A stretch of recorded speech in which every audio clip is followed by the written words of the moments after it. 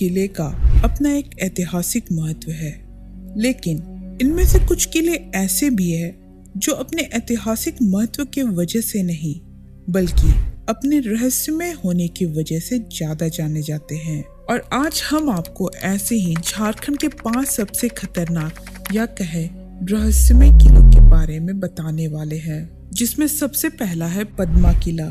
दोस्तों, हजारीबाग की खूबसूरत ऐतिहासिक धरोहर में से एक पद्मा किला अपने आप में कई रहस्य समेटे हुए है। पद्मा किला हजारीबाग का एक टूरिस्ट स्पॉट भी है। इसकी दीवारों पर की गई नक्काशी, कलाकृतियां और किले की बनावट सदियों पुरानी है। दोस्तों, यह पद्मा किला रामगढ़ के राजा का किला था और यह किला हजारीबाग टाउन से अप्रॉक्स 22 किलोमीटर की दूरी पर स्थित है। यह राजा राम नारायण सिंह के वंशजों का ऐतिहासिक किला है। दोस्तों, जब आप इस किले को देखने जाएंगे तब आपको इसमें प्राचीन भारत की कुशल वास्तुकला का बेजोड़ नमूना देखने को मिलेगा। पर यह किला जितना सुंदर है उससे भी ज्यादा यह रहस्यमयी है। आज भले ही यह किला अपनी सुंदरता खोता जा रहा हो, पर इसे देखकर आपको ये तो समझ आ ही जाएगा कि ये बाहर से लेकर अंदर तक बेहद सुंदर था। अब आपके मन में इस किले को लेकर ये सवाल जरूर आ रहा होगा कि इतना सुंदर होते हुए भी आखिर ये किला इतना रहस्यमय क्यों माना जाता है।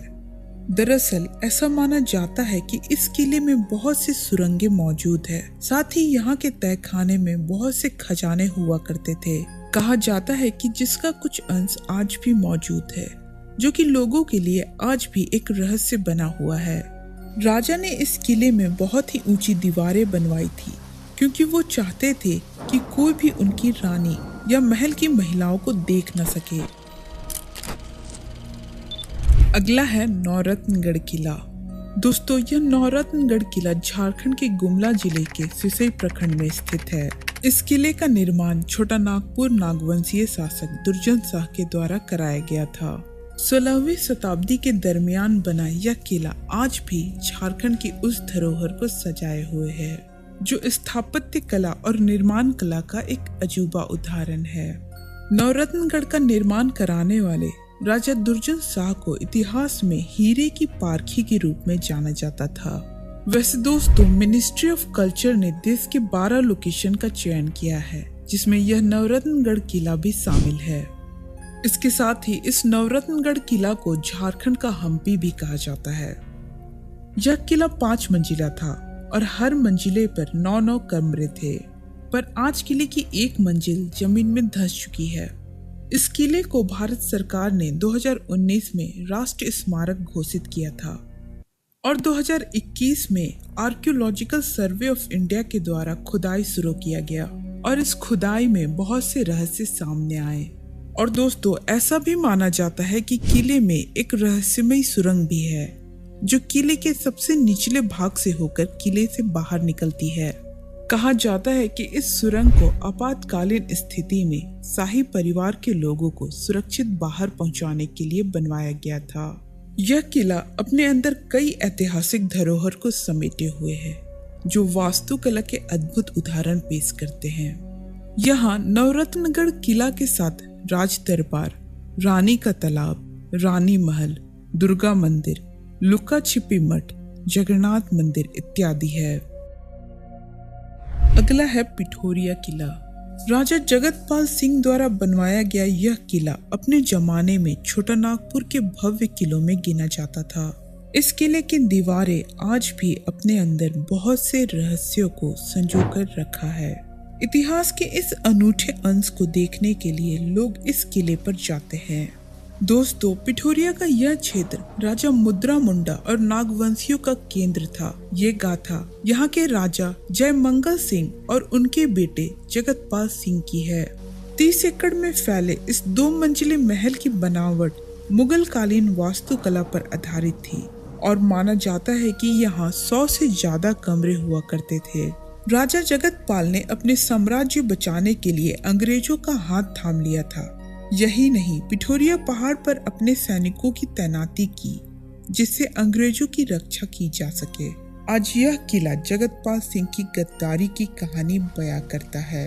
आप सोच रहे होंगे कि इस किले में ऐसी कौन सी रहस्यमय बातें हैं जिससे यह किला एक श्रापित किला बन गया है। क्रांतिकारी विश्वनाथ सहदेव ने जगतपाल सिंह को श्राप दिया और कहा कि कोई तुम्हारा नाम निशान देने वाला नहीं रहेगा। दरअसल जगतपाल सिंह ने अंग्रेजों को विश्वनाथ सहदेव की सूचना दे दी थी। विश्वनाथ सहदेव गिरफ्तार हो गए और राज्य के जिला स्कूल प्रांगण में उनको फांसी दे दी गई। जाते जाते विश्वनाथ सहदेव ने जगतपाल सिंह को ये श्राप दिया कि उनका नामो निशान मिट जाएगा और जब कभी भी सावन का महीना आता है, बारिश होती है, यहाँ बिजली गिरती ही है और उस वज्रपात में इस किले का एक हिस्सा टूटकर गिर जाता है और सैकड़ों साल बाद भी ये सिलसिला आज भी जारी है। इस श्रापित किला में आज भी कई राज कहीं न कहीं दफन है। दोस्तों, यह किला झारखंड की राजधानी रांची से 18 किलोमीटर दूर पिठोरिया में स्थित है। अगला है रातू किला। दोस्तों, यह रातू किला झारखंड की राजधानी रांची में स्थित है। इस रातू पैलेस को नागवंशीय शासन के 61वें राजा प्रताप उदयनाथ सहदेव ने बनवाया था। फनी मुकुट राय नागवंश के पहले राजा थे।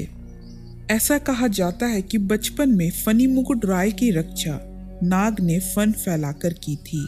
लगभग 22 एकड़ में फैले इस किले का निर्माण 1899 में ब्रिटिश आर्किटेक्ट के देखरेख में शुरू हुआ, जो 1901 में बनकर तैयार हुआ।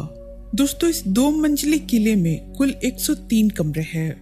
यहाँ अंग्रेजों के जमाने में युद्ध में प्रयोग किए जाने वाले अस्त्र शस्त्र आपको इस महल में देखने को मिलेंगे। आज भी इसकी मजबूती का अंदाजा इस बात से लगाया जा सकता है कि 150 साल बीतने के बाद भी यह किला उसी स्थिति में खड़ा है। दोस्तों, अब आप सोच रहे होंगे कि इतने खूबसूरत किले को वह कौन सी बात रहस्यमयी बनाती है। माना जाता है कि फनी मुकुट राय शक्ति के उपासक थे। राजा ने माँ दुर्गा की प्रतिमा स्थापित कर दुर्गा पूजा की शुरुआत की थी। माता को प्रसन्न करने के लिए भैंसे की बलि देकर पूजा की थी और उनकी इसी प्रथा को आज भी इस रातू किला में बरकरार रखा गया है। उस समय इस बलि को देखने के लिए पूरे देश से रातू किला आते थे। बलि के बाद बलि से गिरे खून को ग्रामीण कपड़े में उठाकर अपने घर ले जाते थे। ऐसा माना जाता था कि इस खून से पुराना रोग ठीक हो जाता है। दोस्तों, आप इस बात को रहस्यमयी या फिर एक आस्था के रूप में देख सकते हैं। अगला है नवागढ़ किला। दोस्तों, यह किला झारखंड के लातेहार जिला से लगभग 11 किलोमीटर की दूरी पर स्थित है। यह किला 16वीं शताब्दी में चेरो राजा भगवत राय के अकाउंटेंट जजदास ने बनवाया था और ऐसा माना जाता है कि यह किला एक गुप्त किला हुआ करता था और इस किले को आक्रमणकारियों से छिपने के लिए बनाया गया था। कुछ इतिहासकारों के अनुसार यह चेरो राजाओं का गुप्त संपत्ति रखने का भी केंद्र था और ऐसा भी माना जाता है कि राजाओं का खजाना आज भी इस किले में दबा हुआ है। दोस्तों, यह किला उस जमाने की बेहतरीन कलाकृतियों में से एक बताया जाता है और दोस्तों, स्थानीय लोग बताते हैं कि यह किला डरावना इसलिए है क्योंकि यहाँ बहुत से लोगों की मृत्यु हो चुकी है और आज भी लोग बताते हैं कि रात में यहाँ कोई नहीं जाना चाहता। दोस्तों, हमारा देश यूं तो राजा और प्रजा के सिद्धांतों पर आगे बढ़ता रहा है, लेकिन इसी दौर में उन्होंने कई अनसुलझे राज को अपने साथ छोड़ गए हैं और इन सारे किलों में वो अनसुलझे राज आज भी दफन है। तो ये थी आज की वीडियो कैसा लगा हमें कमेंट करके